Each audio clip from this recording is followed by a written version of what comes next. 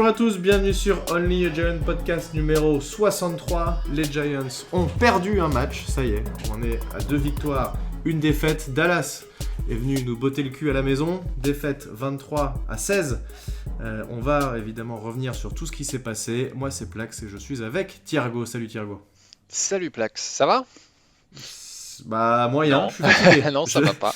Non, alors ça me fait chier de me lever en pleine nuit comme ça. Mon réveil sonne en plus. Je sais pas toi comment ça te fait, mais moi je m'endors à chaque fois avant. Je reste pas réveillé jusqu'à 2h du mat, donc je m'endors, je me dis je vais économiser au maximum. Et quand mon réveil sonne, je me dis mais qu'est-ce qui se passe? Pourquoi je suis aussi fatigué? Et puis là je me dis ah oui, il y a un match des Giants. Et là, la première minute pour me lever, elle est dure. Je sais pas comment c'est de ton côté, mais c'est pas facile de se lever à 2h du mat quand même. Non, c'était pas facile en effet. J'étais quand même moi hypé de ouf parce que je me suis Bien dit, sûr. il y a un petit potentiel d'upset. En plus, les Giants aussi étaient en train de se hyper en disant ouais, c'est comment il s'est dit, white White out out, ouais. game parce qu'en fait les Giants étaient habillés en blanc et avec un pantalon blanc. Alors vous me direz, bah, c'est quoi la différence? C'est que bah, d'habitude ils ont un pantalon gris. Donc c'était Et un voilà. haut bleu, parce que c'est leur uniforme, pardon, Color Rush. Et tu Ouais. sais que ça c'est historique, hein. Est-ce que tu sais pourquoi on joue en blanc souvent, en tout cas historiquement on le faisait beaucoup, quand on reçoit les Cowboys? Je crois qu'il y a une question de chance, enfin non comment dire, Oui, de superstition. de superstition, c'était le mot que je Exactement. cherchais. Apparemment, les Cowboys seraient plus mauvais quand ils jouent en bleu. Ouais. Bon, ils n'ont pas été très brillants hier, mais ils sont quand même sortis victorieux. Non, mais c'est ça, c'est que historiquement ils aiment pas jouer en bleu, et du coup on fait exprès de jouer en blanc chez nous, pour qu'eux soient obligés de jouer en bleu, puisque c'est nous qui choisissons la couleur, donc voilà. Bref, en tout cas, défaite 23-16, on l'a dit. Ça aurait pu être bien pire, hein, je pense. C'est un score qui est flatteur au vu de la physionomie du match et des erreurs qu'ont pu faire les Cowboys. Je te propose qu'on parle de l'attaque en premier, parce qu'il y a beaucoup de choses à dire, et notamment, moi je vais commencer, puisque c'est ce que j'ai dit tout à l'heure sur Twitter. Tu vas me dire ce que tu en penses. Pour moi, le match, il est perdu dans les tranchées, à la fois en attaque et en défense, mais nos deux lignes ont été dominées. Et en gros, côté O-line, on a encaissé beaucoup de pression. Jones a été mis sous pression 24 fois sur 37 passes lancées. C'est énorme, ça fait plus de 60% du temps. C'est un record depuis que, alors je sais plus, c'est depuis que ESPN ou je sais plus quoi recense cette statistique. C'est la première fois depuis 2009 que les Giants sont aussi mauvais en termes de pression mise sur le QB. Et de l'autre côté, eh bien, les Cowboys ont eu beaucoup de facilité à courir et nous ont vraiment marché dessus au niveau de la course, avec une absence de Leonard Williams. Mais on va surtout s'attarder sur notre O-line. Comment toi tu as vu enfin, quel est ton avis sur ça un peu? Est-ce que tu es d'accord pour dire que le match a été perdu à ce niveau-là, premièrement? Ah mais complètement, complètement. D'ailleurs, si il y a encore des gens qui sont en train de dire que c'est Daniel Jones qui a perdu le match, juste changez de sport. Arrêtez de regarder la NFL, vous n'y connaissez rien. Non, non, parce qu'en fait, Non, on force. va continuer à écouter le podcast quand même, vous avez le droit. Oui, non, mais ça, les fans des Giants, on s'en inquiète pas trop. Mais tu vois, juste après le match, j'ai vu un tweet de Jason LaCafora qui disait, donc Jason LaCafora, c'est quand même une pointe, une Alors moi je sais pas qui pointure. c'est, hein. Je veux bien que tu rappelles qui c'est, je ne Bah, connais c'est pas. une pointure des médias NFL, il est sur NFL Network tout le temps, et le premier truc qu'il dit c'est ah bah Joe Shane va vraiment passer toute la saison à évaluer les QB parce qu'il faut remplacer Jones. C'est-à-dire, en fait mec, t'as regardé le match ou quoi? Ouais. Certes il a fait une interception, mais c'est une interception sur une passe qui en fait est parfaite et c'est juste le receveur qui tombe. Voilà, Mais exact. Alors voilà, déjà il se pète la gueule, donc la passe, il y peut rien. Mais bon, c'est comme ça. voilà. Mais bon, voilà, le sujet c'est pas Jones pour le moment, on y reviendra tout à l'heure, mais c'est la ligne offensive. Alors, déjà, je vous annonce quelque chose, c'est que je me rappelle du nom de ce guard dont je me plante tout le temps, qui est Ben Bredenson. Hein? C'est Bredesson ou Bredenson? Alors attention, là, Bredenson. faut arrêter de dire des Bon, conneries. déjà c'est plus Brad. Hein? Mais Voilà. il y a Et on dit pas non plus un guard, parce que je fais chier un à chaque fois guard. Victor, on dit un guard. Voilà. Ouais, un Pardon. guard. C'est comme les gens qui disent les Chicago Bears. Les bières de Chicago. Les bières de Chicago, les Ouais, on va Bears. rencontrer, qu'on rencontre la semaine prochaine, d'ailleurs, il y a les fameuses bières de Chicago. Mais ça, Voilà. bon, je comprends que les gens. Ouais, c'est pas grave, c'est Non, pas mais grave. bon. Bon, Moi, ça me fait bref. rigoler aussi. On digresse. Du coup, le petit Ben, il me semble que c'est lui. À un moment, j'ai posté ça sur Twitter quand je regardais le match, où il se fait complètement mais dégager par Micah Parsons. Non, c'est pas lui. Ah non, c'était l'autre? Bon, C'est ouais. l'autre côté, le mec qui vient des Colts, Ah Glowinski. non, c'est Glowinski, t'as raison. Non mais bref, tout ça pour dire que l'intérieur de notre ligne offensive était complètement à la ramasse. Il y avait énormément de pression qui tombait sur Jones à peine le snap réalisé. Mhm. Et puis surtout, on a aussi vu notre petit rookie, Evan Neal, se prendre une grosse Oh, la fessée vache. par... bah, après, c'est pas un manche, hein, le mec qu'il avait en face, c'est Demarcus Lawrence. Mais il lui a foutu 3 sacs. Et, euh, Alors et, Lawrence a un peu tourné, mais c'est vrai qu'à chaque fois c'était ouais. c'était du côté des Van Niel, ouais. En fait, il y a vraiment, je trouve qu'il y a vraiment que Andrew Thomas qui a joué correctement. Je n'irai pas jusqu'à dire qu'il a bien joué. Ah Vite, bah mec, il a encore eu une note de 80 sur PFF, ouais. et il est le meilleur joueur offensif à chaque match quasiment des Giants. Ouais, Donc bah tu vois, en fait, j'allais dire que c'est difficile de briller quand tout le reste de ta ligne offensive est en train de craquer, mais j'ai et jamais eu malgré tout, si. l'impression que la pression venait de son côté.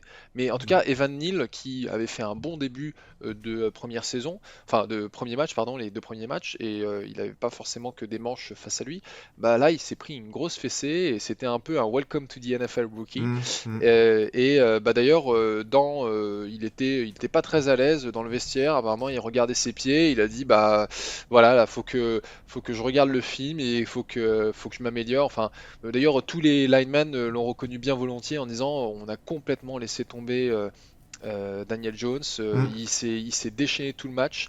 Et voilà, on n'a pas su le protéger. Donc, ouais, le match est perdu dans les tranchées.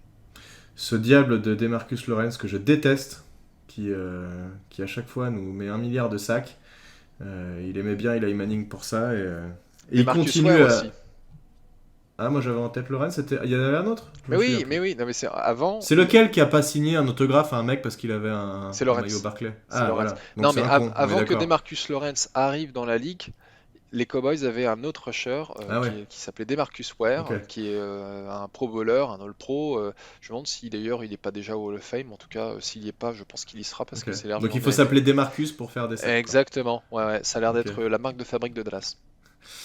Bon, en tout cas, voilà, tout à fait. C'était la grosse difficulté pour Evan Neal. Alors maintenant, petite question que je t'adresse. Est-ce bien étonnant d'avoir un rookie tackle qui se trouve sur un match? Et est-ce que ça va pas arriver d'autres fois? Moi, je pense que c'est logique et on s'y attendait. Il allait pas faire des matchs sans prendre de sacs Ah toute la oui. saison. Ah oui, non, mais complètement. On s'attendait bien à ce que ça tombe à un moment ou un autre. C'est même, j'ai envie de dire, plutôt rassurant si on devait trouver du positif que ça tombe contre les Cowboys et Demarcus Lawrence. C'est-à-dire que si s'était fait malmener par un no-name rusher, là, on se serait dit, pas terrible. Mhm. Donc, c'est pas le cas.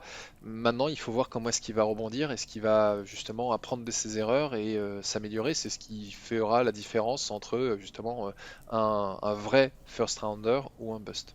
Et puis il n'était pas tout seul, hein. Il y avait aussi Micah Parsons. Enfin, ils ont quand même du monde en face, les Cowboys. Donc voilà. Ils ont effectivement réussi à vraiment foutre le bordel. Comme d'habitude, ça vient beaucoup de l'intérieur, tu l'as dit. Donc bah, il y a du taf à faire encore, hein. La ligne a pas été fixée comme on le pensait, ou elle s'améliore pas encore dans la mesure où on l'espérait. En tout cas, pas sur la protection de passe. Sur la course, on le verra, c'est quand même un petit peu mieux. On verra une stat qui dit que sur la course, ça passe. Ça se passe Ouais. quand même un petit peu mieux. Et d'ailleurs, je sais pas si tu as remarqué, mais moi j'avais un peu cette impression que la défense des Cowboys, ils étaient toujours à 8 ou 9 dans la boîte, prêts à blitzer. Et, Non, et, j'ai et, pas eu cette impression, mais c'est pas impossible, hein. Ouais. Mais en fait, pour moi, enfin, c'est vraiment une impression, hein. Je suis pas allé revérifier si c'était le cas, mais le rush arrivait tellement rapidement sur Daniel Jones. C'était pas Mm. tellement une question de, on pense pas que Daniel Jones est capable de lancer loin. C'était plus, non, non, on va pas laisser le temps à Daniel Jones de lancer loin. Mm. Et d'ailleurs, les quelques fois où la ligne offensive a un peu tenu, c'était parce que il y avait beaucoup plus de DB en couverture et on voyait Daniel Jones qui gardait le ballon une éternité parce il trouvait personne. Voilà. Et ils ne trouvent personne. Pourquoi? Parce que nos wide receivers sont en galère totale.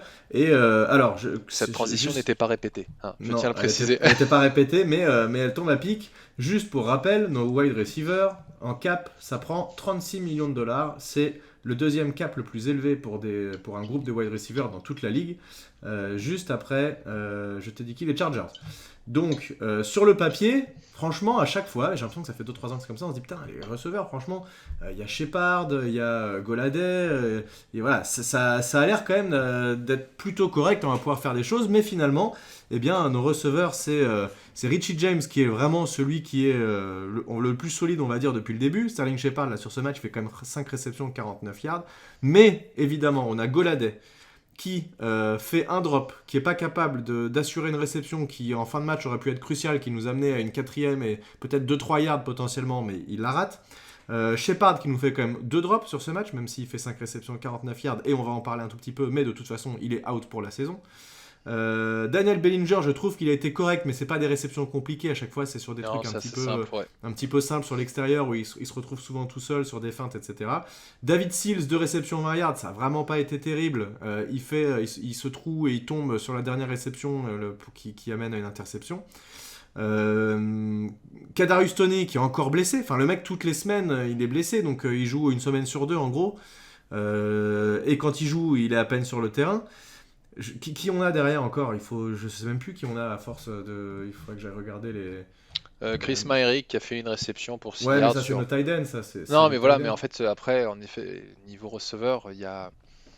Enfin, c'est le néant. C'est-à-dire que on se dit justement avant le podcast, et au bout d'un moment, on s'est dit, bon, faut qu'on arrête de faire le podcast avant le podcast.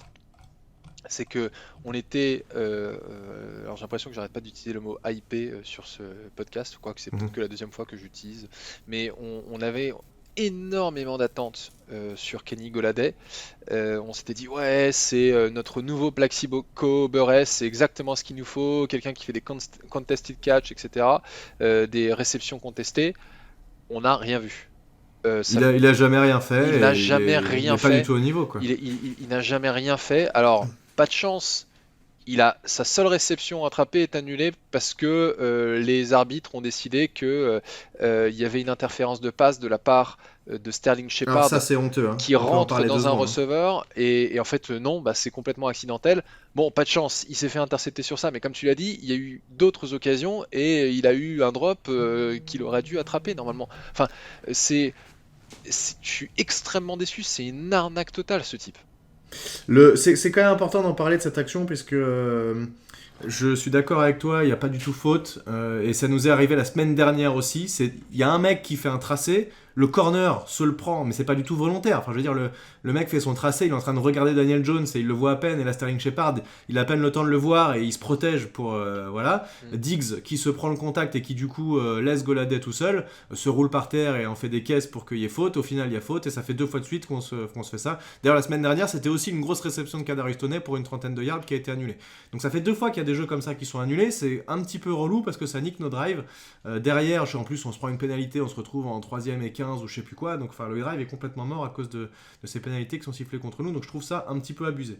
Mais oui, Golladay, et en fait, et c'est le problème de tous nos receveurs, et c'était déjà le cas l'année dernière, n'arrive pas assez à se démarquer et Daniel Jones ne peut pas lancer de passe et voilà, et donc il garde la balle trop longtemps Ouais. et il est obligé de faire des miracles en essayant de sortir de la poche et puis ça finit souvent en sac quoi, c'est un peu Un peu compliqué tôt donc. dans le match, Daniel Jones, je crois, à une ou deux reprises, a fait des passes très très osées, on va dire. Alors je pense qu'à chaque fois c'était sur Sterling Shepard, où il s'est quasiment fait intercepter et il s'est pas fait, et finalement l'interception Mm, n'a pas eu lieu. mm. Mais quand on voit en fait toutes les autres options qu'il a, c'est juste pas croyable. En fin de match, il fait une passe de 15 yards à Richie James sur le côté du terrain, alors que Richie James est entre deux gars, et tu dis, mais putain, comment est-ce qu'il arrive à la foutre là? Ouais, ouais, ouais. Donc,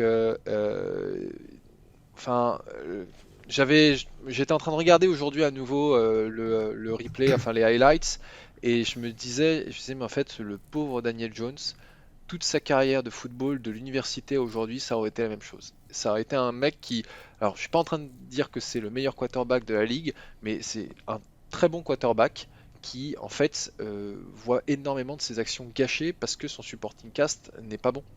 Alors ça s'améliore hein, petit à petit, mais là je pense la ligne offensive c'est plutôt l'intérieur qui est faible et puis on a un rookie, mais comme on est en train de le dire, au niveau des receveurs, c'est le néant. Le seul qui fait quelque chose, c'est Richie James, et puis il y a Sterling Shepard à la limite, et puis Sterling Shepard, de toute manière, il est perdu pour la saison. Alors on va pas non plus faire une croix sur Wendell Robinson, qui pour l'instant a fait une réception et qui s'est blessé sur cette réception. Je sais pas quand il va revenir, j'espère que ça va être rapidement. Peut-être que lui peut faire des choses, j'espère en tout cas. Kadarius Toney, je fais pas une croix dessus non plus tout de suite. De toute façon, on va plus avoir le choix maintenant, puisque avec Sterling Shepard qui est plus là, il va falloir faire tourner. Donc ces mecs-là vont forcément devoir jouer. On va voir ce que ça va donner. Peut-être que c'est peut-être un mal pour un bien, qui sait. On va peut-être réussir à trouver d'autres choses.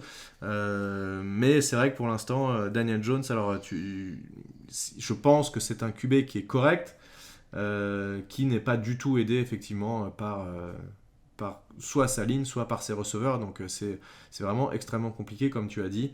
Il y a Art, comment il s'appelle, l'insider des Giants, Art Euh, Stapleton ou un ouais, truc Art comme ça. Stapleton, exactement. J'ai écouté un tout petit bout de son débrief du match, qui disait: j'ai pas vu un QB être aussi courageux depuis la finale NFC Giants 49ers, où Eli Manning s'est fait défoncer tout le match et finit par gagner le match. Alors effectivement, c'est pas le même enjeu, là on est en troisième semaine de la saison régulière, mais c'est vrai que il faut du courage quand même, je pense, en ce moment, pour être QB des Giants, pour se dire je vais y aller, je vais me faire éclater, parce qu'il en prend des tartes dans la tronche, Daniel Jones aussi. Ah oui, oui. C'est voilà, et il court pour sa vie quasiment à chaque jeu. On l'a dit, plus de 60% du temps, il est mis sous pression. Donc bon, c'est quand même assez compliqué. Voilà, je sais pas trop quoi dire de plus. C'est un peu démoralisant de voir ce jeu de passe qui arrive pas à vraiment se développer, même s'il y a du play calling qui est intéressant. Oui, Et on a vu les premiers drives du match là ont été bien meilleurs, avec des choses vraiment oui. intéressantes à montrer, des receveurs qui étaient démarqués. Ça s'est bien passé en début de match. Mm, mm, Ça, mm. c'est un peu compliqué par la suite. Ouais, ouais, c'est un très bon point. Le play calling, en fait, alors malgré toutes les limites de notre attaque, on a vu des choses extrêmement intéressantes et variées. On voit du pre-snap motion, ça alterne bien course et passe. Mm. On n'est pas uniquement dans des trucs évidents. Enfin, je veux dire, qu'on se dit, ben non, fallait pas faire ça, c'était tellement Ouais, évident qu'il ouais, fallait faire autre ouais, chose. ouais, Enfin, je veux dire, c'est tout l'inverse de ce qu'on avait avec Jason Garrett. ouais. Et a priori, Brian Dable, il a l'air d'être très content du travail que fait Mike Kafka, et il lui laisse la main sur le play calling. Donc dans la répartition des rôles, moi je suis assez satisfait parce que Dable, il est sur le terrain, il est là à coacher les joueurs, à gérer l'équipe, etc. Il est extrêmement expressif. Alors c'est pas parce qu'un coach gueule sur le terrain qu'il est bon, mais c'est sûr que si on le compare par exemple à un Ben McAdoo ou un Pat Shurmur qui avait le charisme d'une huître, c'est un peu différent. Ou même Joe Judge dans une moindre mesure.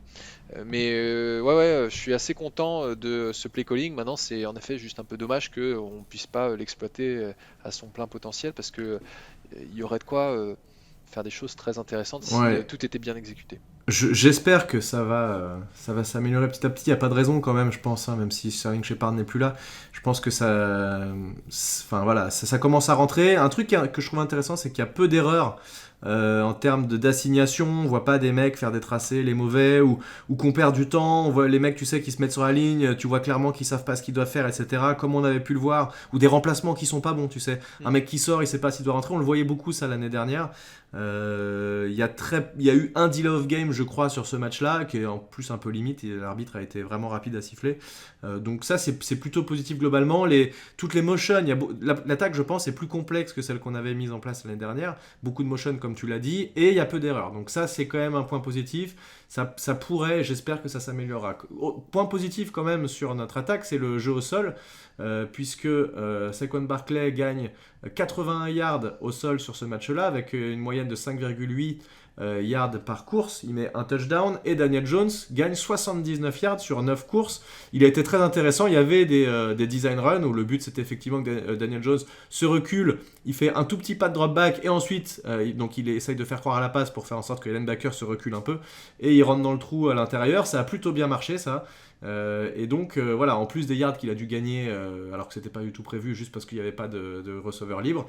Mais globalement, on fait quand même 167 yards au total à la course. Je trouve que c'est bien. Et si je regarde, 176.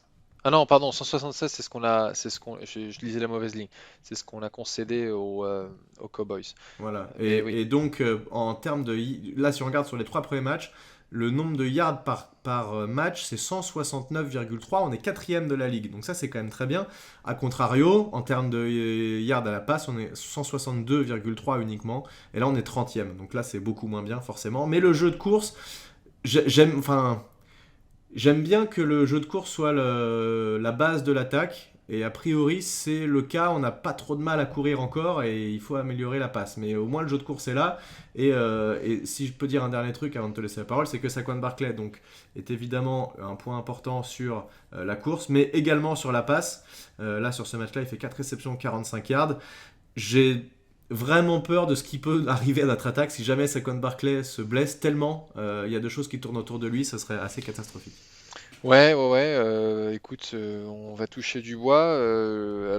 Il a été quand même pas mal limité hein, sur ce match parce que si tu considères que son touchdown c'est une course de 36 yards où en fait, bon, il est dans la mêlée et il y a genre 4 ou 5 Cowboys qui arrivent pas à le plaquer et là il se retrouve complètement face à un boulevard et il a plus qu'à marquer. Donc il aurait fait, du coup, si on enlève cette course, il a fait 45 yards sur 13 courses, ce qui fait 3,4, ce qui est Oui, il y a beaucoup de courses pour 2 yards, ça c'est vrai. Ouais, c'est extrêmement peu, mais bon, il a fait ce qu'il a pu avec ce qu'il avait. Par contre, il y a une différence par rapport aux années précédentes, les 2 dernières années notamment. Est-ce que tu te rappelles que beaucoup de fois, il était plaqué Oui, pour perte. À peine il avait le temps de toucher la balle, il était déjà plaqué. Là, ok, même s'il gagne que 1 ou 2 yards, déjà on se retrouve en 2e et 8. Alors c'est pas extraordinaire, mais c'est toujours mieux que 2e et 12. Et ça nous est arrivé beaucoup de fois. oui, non, complètement. Mais déjà, on va dans le bon sens. Donc ça, Oui, c'est ça, on va dans le bon sens, on recule pas. Non, mais c'est un point positif. C'est super. Il est là sur énormément de snaps. J'espère qu'on va pouvoir continuer à l'utiliser parce qu'en effet, là aujourd'hui, hormis Daniel Jones et Andrew Thomas, c'est notre seul bon joueur offensivement. Hein. Et puis Daniel Jones à la course, comme tu as dit, 9 courses, 79 yards, mais aussi sur les 10 third down qu'on a convertis, 6 d'entre eux sont de Jones à la course. Oh la vache, ça c'est ouf, ouais. C'est dingue, hein. Ouais. Donc voilà, c'est pour ça qu'en début de podcast, je disais, pour ceux qui pensent que c'est Daniel Jones qui a perdu ce match, vous vous plantez lamentablement. Ouais. On n'aurait même pas fait autant de points sans Daniel Jones qui faisait avancer le ballon comme il pouvait, et aussi avec le soutien de Barkley. Complètement. Est-ce qu'il y a d'autres choses qu'on peut rajouter sur cette attaque ? Je crois qu'on a fait le tour. Non, on a fait le tour. Jones ne passe toujours pas la barre des 200 yards à la passe. On espère que ça va finir par passer. Hein. En total, sur 3 matchs, il a mis que 560 yards. Hein. C'est pas ouf. Hein. Si on regarde les Eagles, je crois que c'est plus de 1100 yards déjà. Putain, ça fait chier. Il me déprime ces Eagles. Qu'est-ce que je les déteste, putain. Ouais. Bah écoute, parlons un peu de la défense. Tu le disais, les Cowboys qui ont mis 176 yards. Pollard nous met 105 yards. Ezekiel Elliott nous met 73 yards. Le Power Ranger avec son casque, ils ont sorti un nouveau casque là où il y a. Je sais pas si tu l'as vu ce casque où il y a en fait la grille ne passe plus au-dessus de la tête, enfin au niveau du front. Elle est juste posée sur le devant, comme les vieilles grilles des kickers qui avaient juste une barre devant la bouche là, tu sais. Ah non, j'ai pas fait gaffe. T'as pas fait gaffe à ça ? C'est le casque d'Ezekiel, c'est ça ? C'est le casque d'Ezekiel Elliott, il y a quelques autres joueurs qui l'ont, mais beaucoup de Cowboys l'ont eu, et ça c'est un nouveau casque, je crois que c'est les nouveaux casques Riddle pour cette saison, et ils sont très très bizarres, bref, en tout cas moi je trouve ça vraiment ridicule. Mais voilà, bref, ça n'a pas vraiment d'importance sur leur performance. Toujours est-il que le point que je voulais soulever sur cette défense, on l'a dit, ça s'est joué beaucoup dans les tranchées. Donc la différence entre ce match-là et les matchs d'avant, c'est que Leonard Williams a été blessé, et ça c'est vraiment ressenti. J'ai une petite stat, et tu vas me dire ce que tu en penses. Quand Leonard Williams est sur le terrain, on encaisse 3,5 yards par course. Quand Leonard Williams est en dehors du terrain, on encaisse 6,8 yards par course. Ouais, ça pique un peu. Tu vois, alors qu'on voyait sur notre ligne offensive le centre qui prenait trop de pression, là, côté ligne défensive, on voyait qu'il n'y avait pas suffisamment de pression au centre.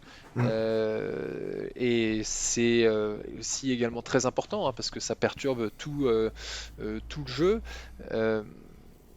Dexter Lawrence fait ce qu'il peut, mais il a fait un gros match aussi. Hein. Meilleur joueur défensif côté Giants selon PFF. Ouais, mais voilà. Donc en fait, problème, c'est que Lawrence tout seul, il est aussi limité en capacité, hein. Donc euh,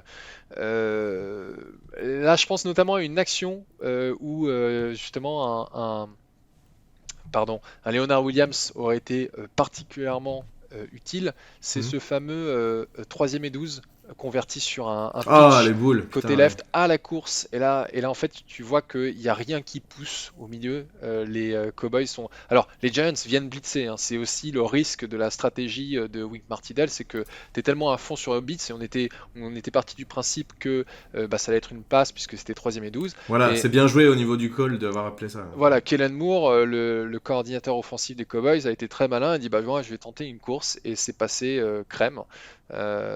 Donc ouais, là il nous a beaucoup manqué. On a eu une très grosse course de Pollard qui s'est Ouais. retrouvé tout seul. Bah, il met au moins 60 yards sur cette course, non? Ah ouais, ouais, non, c'est ça, c'est énorme.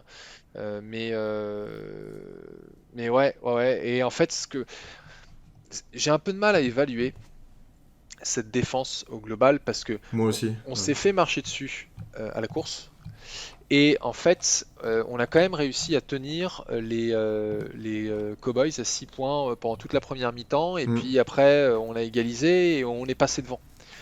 Donc on les a tenus très longtemps à un nombre de points assez limité, mais pas uniquement parce qu'on a été bon, c'est aussi parce qu'ils ont loupé tout un tas d'opportunités incroyables. Il y a eu Oui, une, il y a une- exact. il y a une passe à CeeDee Lamb qui est complètement démarquée, qu'il drop. La passe est parfaitement dans ses bras, hein, il Ah a ouais, rien à ouais, faire. ouais, ouais, là c'est de la faute de l'homme complètement. Et pour moi, s'il l'attrapait, c'était touchdown Ah bah assuré. c'est sûr, c'est Donc, sûr.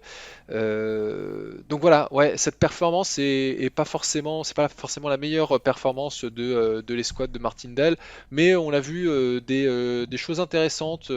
On a pu voir un peu Aziz Ojulari, je trouve, qui même s'il a fait qu'un sac, il était assez présent sur le terrain. Il a fait un sac au Julari? Un sac, pardon, un plaquage, je me plante. Et puis on a vu aussi le petit Kayvon, hein, sur le Ouais, terrain. qui n'a rien fait, Il a hein? dévié une passe. Il a dévié une passe, mais bah, moi c'était un de mes points au Julari et Kevin Thibodeau qu'on attendait beaucoup et en tout cas, alors ce n'est qu'un match évidemment, mais qu'on n'a pas vu. Ils n'ont pas été impactants en tout cas, comme on pouvait l'espérer. On espérait qu'ils pouvaient changer ce pass rush, alors qu'en fait le pass rush a été inexistant tout le match. Sûrement dû au fait que, alors déjà il y a deux choses, c'est Cooper Rush a été très bon. Je crois qu'il a surpris un peu tout le monde, Cooper Rush. On disait oui, QB remplaçant, machin. En fait, ça se trouve, il est meilleur que Prescott, j'en sais rien. En tout cas, sur ce match-là, Non, je pense que, il... enfin, Ah, mec, je l'ai trouvé vraiment bon sur ce ouais, match. mais Il a pas attends, fait de mauvaises décisions. oui, Il a fait... bien sûr, mais il a Il est pas une mobile, équipe autour de lui. Il a une ligne offensive qui bien sûr. l'a bien protégé. Il a CeeDee Lamb, il a Ezekiel Elliott et Pollard. Non, je dis pas qu'il est mauvais, mais de là à dire qu'il est meilleur que Dak Prescott, Non, j'abuse évidemment, puis on l'a pas vu sur assez de matchs, l'échantillon est pas assez représentatif. Mais je veux dire, il avait pour moi sur ce match-là un niveau de QB titulaire. Enfin, tu te dis pas c'est non, le ouais. remplaçant quand tu regardes ce match. Il a eu beaucoup de receveurs qui ont été quand même très libres. Il y a eu des passes assez faciles à faire de son côté. Mais voilà, c'est quand même une belle performance de sa part. Et j'aurais aimé voir Thibodeau, Ojulari réussir quelque chose, au moins un sac, ça aurait été agréable, mais il a vraiment lancé tranquillement, quoi. Il n'a pas eu de pression, il a fait ce qu'il voulait. Voilà, c'était trop facile pour lui ce match-là. Il a été mis sous pression 4 ou 5 fois, je crois, sur tout le match, ce qui est ridicule par rapport aux 24 fois de Daniel Jones. Donc c'est clairement pas la même physionomie. Et dès que tu as une O-line qui permet à ton QB d'avoir du temps, bah forcément tout est plus simple, quoi. Donc de toute façon, hein, on l'a dit plusieurs fois, hein, tant que cette O-line n'arrivera pas à être au niveau, il ne faudra pas espérer de miracle, hein. Il y aura des matchs qu'on arrivera à gagner quand même, c'est sûr, mais ça ne permet pas de faire des choses exceptionnelles en attaque. Donc voilà. Voilà, c'est un peu décevant quand même. J'en attendais beaucoup de Thibodeau. Il y a beaucoup de fois où quand il jouait, je regardais vraiment ce qu'il faisait et il n'a pas réussi à vraiment être impactant. Ouais, bon. Moi, je vais mettre ça sur le coup du fait que c'est son premier match en NFL, son premier vrai match, mais Oui, et c'est puis vrai ils ont que. pas mal tourné hein, en plus, Ouais, hein. ouais, non, ils ont pas mal tourné. Mais ouais, bon, c'est pour ça, donc, voilà, on en revient à ce qu'on disait tout à l'heure, c'est difficile d'évaluer cette escouade Oui. défensive sur ce match, mais ils n'ont pas été aussi brillants que sur les 2 premières semaines. Mm. Alors pour info, notre défense, juste en termes de points concédés, On a 19,7 points concédés par match, ce qui fait qu'on est 19e de la ligue sur 32. Voilà, on est dans la deuxième moitié, mais le début de la deuxième moitié.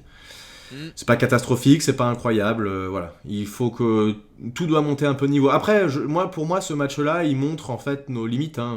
On a fait 2 victoires, on s'est dit, waouh, la vache, on va peut-être pouvoir faire 3 d'affilée, machin. Oui. Bon, non, clairement, on va pas faire ça. Attends, mais l'an dernier, on a fait combien? 4 victoires? Si je dis pas de 4 bêtises, victoires l'an 4 ou dernier? 5? Écoute, je sais plus. Je sais pas, on n'a pas déjà fait la moitié du nombre de victoires de l'an Non, mais dernier, en moi fait? j'ai un peu la mémoire courte sur les mauvaises saisons, mais si tu insistes pour que je me replonge dans des mauvais souvenirs, Non, mais juste pour savoir, parce qu'en fait, euh, là, juste si je fais un bilan, au bout de 3 matchs, on est à 2 victoires, une défaite. Bon, si on disait ça avant le début de la saison, on on a s'y met fait, direct. Hein. on a fait 4 victoires pour 13 défaites la saison dernière. Voilà, donc t'imagines là, il nous reste combien de matchs? 14 matchs pour faire 2 victoires. Bon, peut-être qu'on arrivera à faire aussi bien que l'an dernier. J'espère bien qu'on en fera Quand même. au Qu'au moins moins. ils gagnent contre les Packers quand on y sera. Qu'on est exactement déjà qui gagne contre les Packers, mais surtout si on pouvait, tu sais, ne serait-ce qu'avoir 6 à 7 victoires, ce serait juste monstrueux. Oui. Ça montrerait tout Enfin bon. Non, mais tu as raison, tu allais dire le mot progrès, et je pense que ce mot est très important. Le- On en a parlé un tout petit peu Ouais, dans ouais. les podcasts. Mais cette saison, elle n'est pas vue comme une saison sur laquelle il faut qu'on gagne, mais elle est vue comme une saison sur laquelle il faut qu'on commence à poser des bases. Ouais, on reconstruit. Et donc c'est ce que je disais moi dans mon tweet ce matin, c'est au final, voilà, on a contenu l'attaque des Cowboys, mais le résultat il est logique. Notre défense, elle a eu ses limites aussi. Et puis il y a un fan des Cowboys qui me demandait un peu mon avis, enfin qui me demandait si c'était notre défense qui avait craqué ou les Cowboys qui s'étaient un peu tiré une balle dans le pied. Alors je me suis retenu de pas répondre les deux mon capitaine. Mais c'est bien ça, hein, c'est ce qu'on a dit tout à l'heure. Il y a eu des opportunités manquées côté Dallas et nous, la défense a fait le job dans un premier temps. Et au bout d'un moment, quand ta défense elle continue d'être assaillie et qu'elle se fatigue, elle craque. Et si nous, notre attaque, elle n'est pas capable de suivre le rythme de l'attaque des Cowboys, forcément le résultat n'est pas en notre faveur. Donc, Ouais. c'est pas illogique de perdre. On aurait bien voulu avoir un upset contre les Cowboys. À la C'était maison pas en plus. infaisable c'est pas logique de perdre, c'était pas infaisable de gagner. Donc. Ouais, oui, voilà. Ça, c'est peut-être un titre de podcast. Je dis ça. Pas illogique de perdre, pas infaisable de gagner. Bon, c'est un peu long. C'est un peu C'est long. un peu long. Ouais. C'est un peu long. Mais Par contre, tu tenais peut-être une blague là avec les Cowboys qui se tirent une balle dans le pied. Peut-être un truc à faire, là. merci. Je m'en étais même pas rendu compte. Mais oui, tout à fait. Il y avait un truc. il y T'as avait un peut-être passé truc. à côté de quelque chose. Juste une dernière chose, Ouais. enfin en tout cas moi un sujet dont j'ai envie de parler, c'est j'ai pas envie de dire qu'on a perdu à cause de l'arbitrage, mais il y a eu quand même donc il y a eu la décision de la DPI qui est Enfin, qui était une OPI du coup, finalement. OPI pardon exactement, qui n'était pas bonne, et l'autre point c'est cette quatrième tentative et 4 des Cowboys où les Cowboys de mon point de vue, en tout cas, ce qu'on a vu en direct et ce qu'on voit au replay, les Cowboys ne passent pas la ligne de first down. L'arbitre Ah. pose de l'autre côté de la ligne de first down. Et d'ailleurs, les Cowboys, à mon avis, devaient être surpris eux-mêmes parce qu'ils se sont dépêchés de se remettre en position et ils Ouais. ont fait une action pour pas qu'on fasse un challenge. Hmm. Mais quand tu vois quand tu vois le replay, tu dis non, non, ça n'a pas été passé. Enfin, en tout cas, ce qui était sûr, c'était que la balle n'a pas été placée là où elle s'est arrêtée. Peut-être que s'ils avaient mesuré, ils auraient vu que oui, ça passait.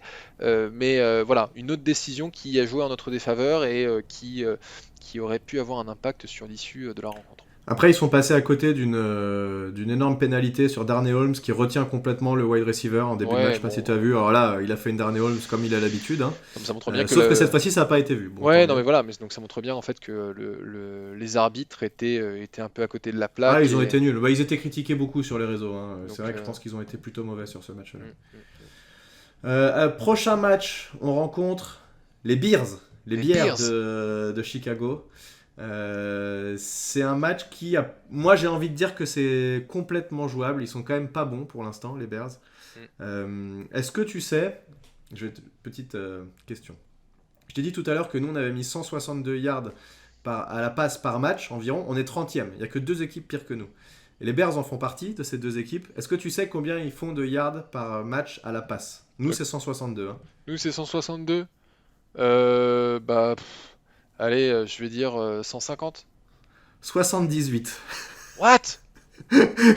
C'est un truc de ouf, mec. Ah Non mais je crois qu'il ouais. fait au dernier match, enfin, comment il s'appelle, leur QB, Justin Fields, il fait 90 yards. Enfin bref, leur jeu à la passe, il est catastrophique pour l'instant. Par contre, ils ont un excellent jeu de course, ils sont deuxième à la course, et c'est ça qui les sauve, avec leur défense qui est plutôt bonne aussi, puisqu'ils font 186,7 yards par match à la course.